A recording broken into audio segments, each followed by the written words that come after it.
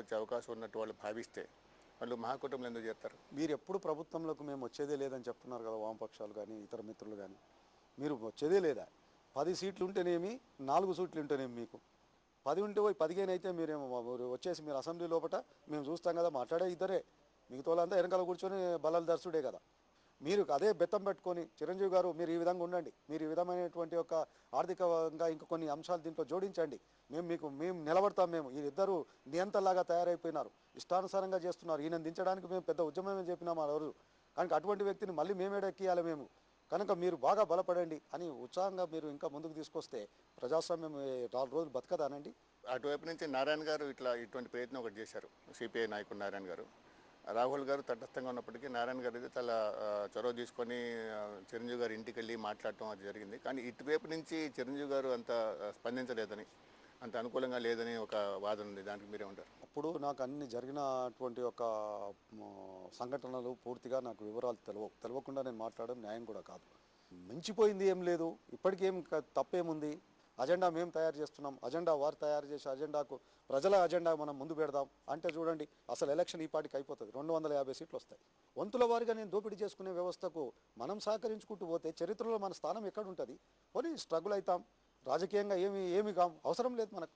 కనీసం ప్రజలన్నా ప్రశ్నించే వాళ్ళైనా మిగిలినారు చరిత్రలో ఒక చరిత్రలో ఒక్క వర్డ్ అయినా రాస్తారు కదా. అన్యాయాన్ని ప్రశ్నించడానికైనా ఒక వ్యక్తులు అంటూ కొంతమంది ప్రతి సందర్భంలో కూడా ఉన్నారు అనేటువంటి దానికైనా సరే ఈరోజు నేను ఏ త్యాగానికైనా నేను సిద్ధపడ్డాను. అన్యాయాన్ని ప్రశ్నించడంలో కానీ లేదా ఈ అధికార పార్టీ లోటుపాట్లను ఎత్తి చూపడంలో కానీ ఇప్పుడు చిరంజీవి గారు సమర్థంగా ఒక పాత్ర నిర్వహిస్తున్నారు మీరు అనుకుంటున్నారు? ఇప్పుడు ఉన్న సిచ్యువేషన్లో మొదటిసారి ఇందిరాగాంధీ గారిని ఏమన్నారు? ఆడపిల్ల ఈ అమ్మాయి ఏం చేస్తుంది, దేశం పరిపాలన చేయడం అంటే మాటలా అని ఆ రోజు మొరార్జీ దేశాయ్, నిజలింగప్ప, ఎంతమంది మహానుభావులు స్టాల్వర్డ్స్ వాళ్ళందరూ కలిసి ఈమెను అసలు ఆడుకున్నంత పని చేసి నీకు ఏం తెలుసు, ఓనామాలు తెలివై అన్నట్టు మాట్లాడినారు. రాజకీయాలలో మాత్రము రాటు తేరినటువంటి వ్యక్తిగా ఎదగలేదా? గుంగి గుడియా అన్నారు. అదే గుంగి గుడియా అన్నారు ఆమెను. అప్పుడు అన్నారు ఎన్టీ రామారావు గారు వస్తే రంగులు వేసుకున్నట్టు ఆయన ఈయన ఏంది అసలు, నీకు అది ఉదయం పేపర్ కూడా చదవరు మీరు, అటువంటి వ్యక్తి మీరేం రాజకీయాలు చేస్తారన్నారు.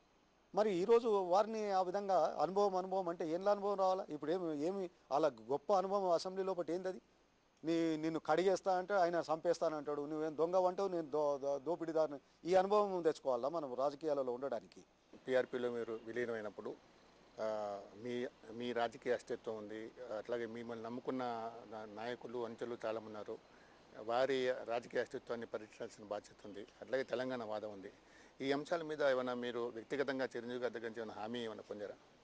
నాకు వ్యక్తిగతంగా ఎప్పుడు కూడా వ్యక్తులుగా ఎప్పుడు హామీలు ఉండకూడదు అంటా నేను నమ్మను కూడా. అది వ్యక్తుల మధ్య ఎప్పుడూ ఉండకూడదు, వ్యవస్థల మధ్యలో ఉండాలి. నాకేదో పదవి ఇస్తారనో, లేకపోతే ఇంకా పెద్ద పదవులు కావాలనో, లేకపోతే ఇంకేదో నాకు ఇవ్వాలని ఆశపడో నేను మీ దగ్గరికి నేను రావడం లేదండి.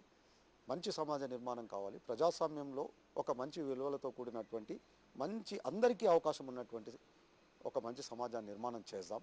దానికి మీరు ఎంత కృషి చేస్తే నిరంతరం నేను ఒక సామాన్య వ్యక్తిగా కూడా నేను నిరంతరం దానికోసం పాటుపడి మీకు సహకరిస్తానని చెప్పాను. అంటే రాబోయే ఎన్నికల్లో ఫలితాలు ఎట్లా ఉంటాయని మీరు అంచనా? నాకు తప్పనిసరిగా మూర్తి గారు నాకు ఒకటి మాత్రం అనిపిస్తుందండి, రేపు ఖచ్చితంగా ప్రజలు మార్పును తీసుకొచ్చే ప్రయత్నంలో చిరంజీవి గారిని సపోర్ట్ చేస్తారనే నమ్మకం నాకున్నది. అంటే చిరంజీవి గారు మార్పు గురించి మాట్లాడుతున్నారు, కానీ మార్పు ఎట్లా చేస్తారు, ఎక్కడెక్కడ చేస్తారు అనే విషయం ఇంతవరకు స్పష్టంగా చెప్పలేదు. ఇంకా వాళ్ళు డాక్యుమెంటేషన్ తయారవుతుంది, డాక్యుమెంటేషన్ తయారు చేసి ఇస్తున్నారు. అంటే ఈ రాబోయే ఎన్నికల్లో ముక్కోన్న పోటీ ఉంటుందని స్పష్టంగా తెలుస్తుంది కదా. చాలామంది రాజకీయ పరిస్థితులు ఏమంటున్నారంటే హంగ్ అసెంబ్లీ రావచ్చు అంటున్నారు. మీరేమనుకుంటున్నారు? హంగ్ అసెంబ్లీ వస్తుంది అనుకుంటున్నారు, లేకపోతే పీఆర్పీకి స్పష్టమైన మెజార్టీ వస్తుంది అనుకుంటున్నారు? నాకు ఆంధ్రప్రదేశ్ రాజకీయాలు చాలా డిఫరెంట్గా ఉంటాయి. దేశంతో నడవదు ఎప్పుడు ఆంధ్రప్రదేశ్ కానీ తమిళనాడు కానీ, దేశం వేరు. ఈ 2 రాష్ట్రాలలో ఉన్న పరిస్థితులు ఎప్పుడు కూడా ఎవరికి క్లియర్ కట్ మెజార్టీనే ఇస్తాడం ఒక సాంప్రదాయంగా ఆలోచన విధానంతో. శ్రీకాకుళంలో ఏమి ఆలోచన చేస్తాడో ఆదిలాబాద్లో ఉన్న వ్యక్తి అదే ఆలోచన చేశాడు, తీర్పు కూడా అదే పద్ధతిలో ఇచ్చినాడు, రేపు కూడా అదే జరుగుతుందని నా యొక్క పరిపూర్ణమైన విశ్వాసం నాకు. దేవేందర్ రెడ్డి గారు, ఇటీవల సిఎన్ఎన్ ఐబిఎన్ అనే ఒక ప్రముఖ టీవీ ఛానల్ జనవరిలో మన రాష్ట్రంలో సర్వే జరిపింది. ఆ సర్వే ప్రకారం ప్రజాభిప్రాయం ప్రకారం కాంగ్రెస్ పార్టీకి 40% ఓట్లు వచ్చే అవకాశం ఉందని, అట్లాగే తెలుగుదేశానికి 30% ఉందని, బీజేపీకి 9% ఉందని, పీఆర్పీకి 7% ఉందని అంటున్నారు.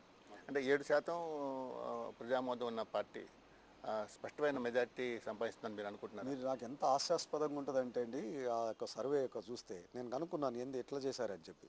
2000 మందిని వాళ్ళు అడిగారు రాష్ట్రంలో. ఉన్న ఏదో హైదరాబాద్కు పక్కకున్న ఎవరినో పోత వాడిని రాసేసుకొని వెళ్ళిపోయేటువంటి బాపత అదంతా. వాళ్ళని చూసి ఆ సర్వేను ఏం ప్రచారం చేయించుకుంటున్నారు కాంగ్రెస్ వాళ్ళు అంటే అదొక సైంటిఫిక్ సర్వేనా? మీరు మొదటి నుంచి కూడా భారతీయ జనతా పార్టీతో పొత్తు పెట్టుకుంటే బాగుంటుందనే అభిప్రాయం మీకున్నట్టు ఒక ప్రచారం, అది మీరు ఎప్పుడు స్పష్టంగా చెప్పలేదు, కానీ మీరు ఏదో ఢిల్లీ పోతారని, అద్వానీ గారిని కలుస్తారని కూడా ప్రచారం వచ్చింది.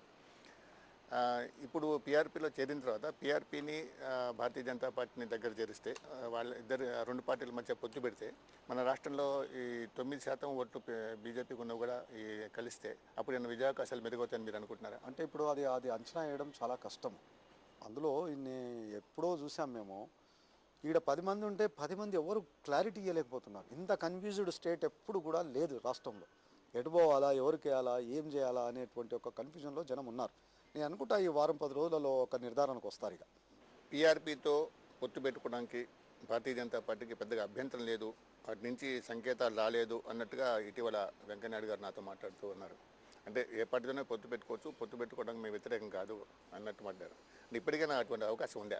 ఇది పూర్తిగా చిరంజీవి గారు అయితే చాలా స్పష్టంగా పబ్లిక్లో చెప్పారండి. మనకి ఈసారి పొత్తుకు మేము సంసిద్ధంగా లేదనే ఇటువంటి విషయాన్ని స్పష్టంగా చెప్పారు.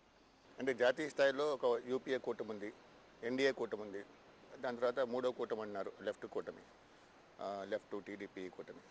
ఇప్పుడు మీకు స్పష్టంగా ఎన్డీఏ కూటమిలో చేరే అవకాశం మాత్రమే ఉంది. అంటే జాతీయ స్థాయిలో ఏ కూటమిని సమర్థించాలంటే పీఆర్పీకి ఎన్డీఏనే సమర్థించే అవకాశం ఉంది. ఎట్లాగూ సమర్థించాలి, ఎన్నికల తర్వాత సమర్థించాలి కాబట్టి ఎన్నికల్లోపే ఆ పార్టీతో పొత్తు పెట్టుకుంటే బాగుంటుందని మీరు వ్యక్తిగతంగా మీరు అనుకుంటున్నారా? అంటే ఇప్పుడు ఒక పార్టీలో మనం చేరిన తర్వాత వ్యక్తిగత అభిప్రాయాలకు మనం ఎక్కువ ఇది ఇవ్వకూడదు. ముందు పార్టీలో డిస్కస్ చేసుకోవాలి, ఏం చేస్తే బాగుంటుందో ఆలోచన చేసుకోవాలి. కాకపోతే మీరు అన్న దాంట్లో ఒక విషయం వస్తుంది. కేంద్రంలో అసలు ఈనాడు అక్కడ కొన్ని విచిత్ర పరిణామాలు జరుగుతున్నాయి. ఈసారి ఈ కూటములు కూడా నిలబడతాయా? ఇంకా కొత్త కూటములు ఆవిర్భవించడానికి అనేక ప్రయత్నాలు మొదలుపెట్టారు అక్కడ కూడా. ఎందుకంటే ప్రాంతీయ పార్టీలే ఈరోజు కేంద్రాన్ని నడిపించే పరిస్థితి వస్తూ ఉన్నది. ప్రాంతీయ పార్టీలకు కనుక ఇక్కడ బలంగా పీఆర్పీ మంచి పార్లమెంట్ సెగ్మెంట్స్లలో మనం పెద్ద ఎత్తున తెచ్చుకోగలిగితే అసలు ఆంధ్రప్రదేశ్ రెండు నిర్ణయిస్తుంది. ముఖ్యమంత్రి నిర్ణయిస్తుంది, ప్రధానమంత్రిని కూడా నిర్ణయిస్తుంది. మరి ఇప్పటి నుంచి ఒక 6 నెలల తర్వాత ప్రత్యేక తెలంగాణ వాదం ఏ స్థితిలో ఉండొచ్చని మీరు అనుకుంటున్నారు? 69 లాగా వచ్చేటువంటి పరిస్థితి నాకు కనబడతలేదు ఒకటి. కానీ ఎప్పటికైనా పరిష్కారం మాత్రం జరగాల్సిందే. ఇది ఓన్లీ కాలమే. మీరు అన్న 6 నెలల లేకపోతే ఇంకా కొంత అటు ఇటులోనా ఏదైనా కాలం మాత్రము దీనికి అనుకూలంగా నిర్ణయం తీసుకోక తప్పని పరిస్థితులే ఉంటాయనేది నా యొక్క నిశ్చిత అభిప్రాయం. అంటే మీ వ్యక్తిగత ప్రాధాన్య క్రమంలో ముందు సామాజిక న్యాయం, దాని తర్వాత తెలంగాణ వాదం ఉందని అనుకోవచ్చా? సామాజిక న్యాయంలో అంతర్భాగమే తెలంగాణ వాదం. సామాజిక న్యాయంలో అంతర్భాగం తెలంగాణ వాదం. అంబేద్కర్ గారు రాజ్యాంగంలో రాష్ట్రాలను విడగొట్టడానికి జటిలమైన సమస్య పెట్టలేదు ఆయన. మీరు మామూలుగా ఒక చిన్న అమెండ్మెంట్ తీసుకురండి, ఒక బిల్ పెట్టేసుకొని క్రియేట్ చేసుకోండి అని చెప్పినాడు. లేకపోతే వేరే అంశాలకు అనేక విధాలైన ప్రొసీజర్స్ ఉన్నాయి. దీనికి అంత ఈజీగా పెట్టినాడు. Okay, it's a democratic. ఏం దేశం విడిపోతున్నామా, లేకపోతే ఏమైనా కంచె కట్టుకుంటున్నామా, లేకపోతే ఏం గోడ కట్టుకుంటున్నామా? దీనికి ఇంత తతంగం చేయాల్సిన పని లేదు. కనుక ఇది ఎప్పటికైనా అవుతుందని నా యొక్క నమ్మకం. ధన్యవాదాలు.